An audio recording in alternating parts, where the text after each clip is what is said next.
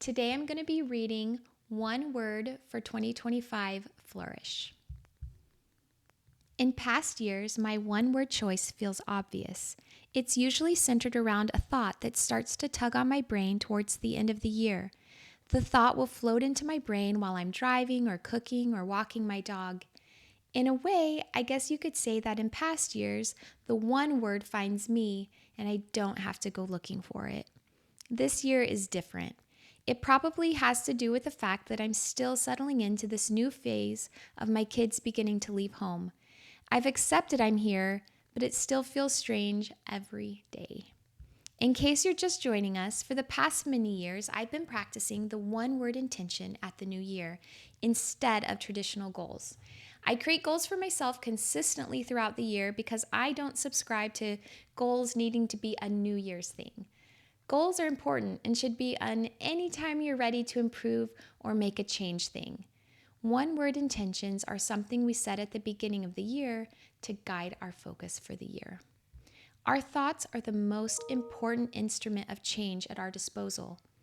What we focus on, the kinds of things we let swirl in our brain, and the soundtrack of our thoughts can have the biggest impact on what we accomplish. The good news for us is that we are in control of what we think about. Thoughts are like birds.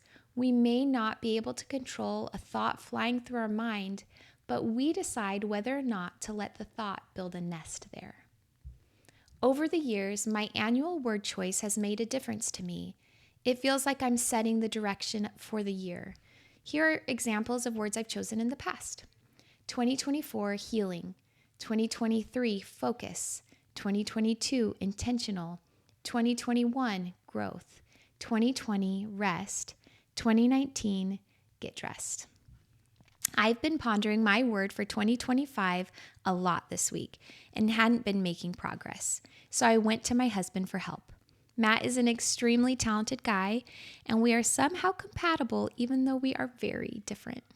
We celebrated our 20th anniversary last month, and because I'm feeling sentimental about our relationship, I'm going to tell this little story about how we almost always approach solving problems differently and how he helped me figure out my word.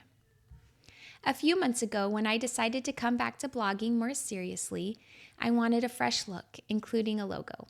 I drew my logo on a piece of paper with markers and scanned it in to get a digital image to use. It took many attempts until I got what I decided to use.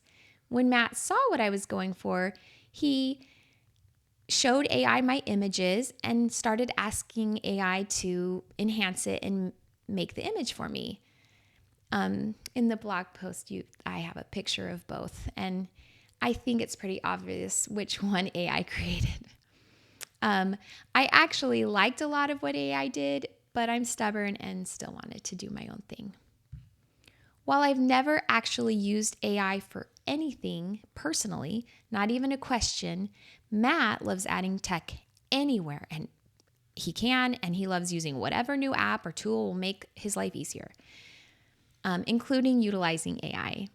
I usually find my satisfaction in doing things a certain way, and I usually enjoy the process. We are so different in many ways, but I think having different approaches to problem solving has actually really helped us through the years. Different approaches are best for different situations. I give Matt credit for usually being the one to push us forward, while I'm content to just make the best of the current circumstance. Trying to understand the other person's point of view over the years has made us each better.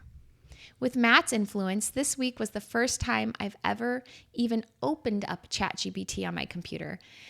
I gave ChatGPT a list of words that I was deciding between and asked if there was a word that encompassed the essence of the entire list.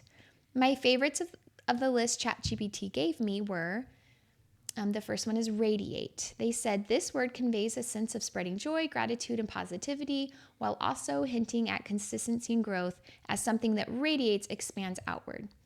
The next one they gave me was ascend. They said it suggests rising or growing toward a better state, capturing the essence of striving, change, joy, and embracing challenges. The third option they gave me was evolve. They said that this word captures the ideas of change, growth, and striving, while still maintaining a sense of gratitude and joy in the process. Ultimately, I chose the option they gave me of flourish. This was what ChatGPT said about flourish. The word flourish captures the essence of the list you provided.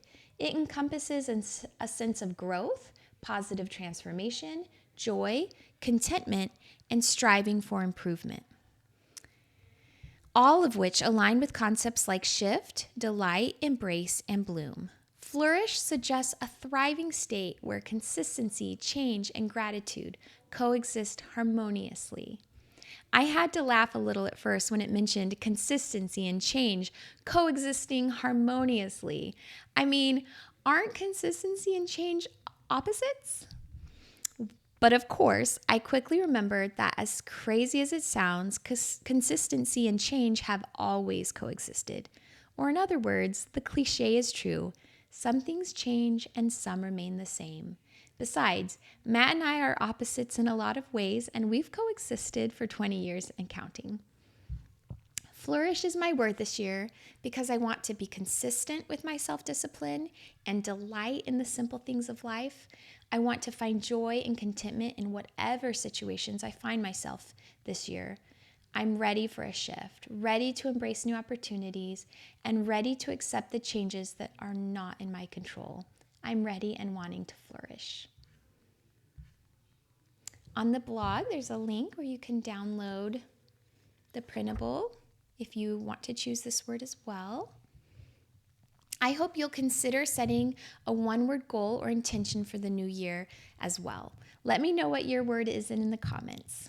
From my home to yours, Mary.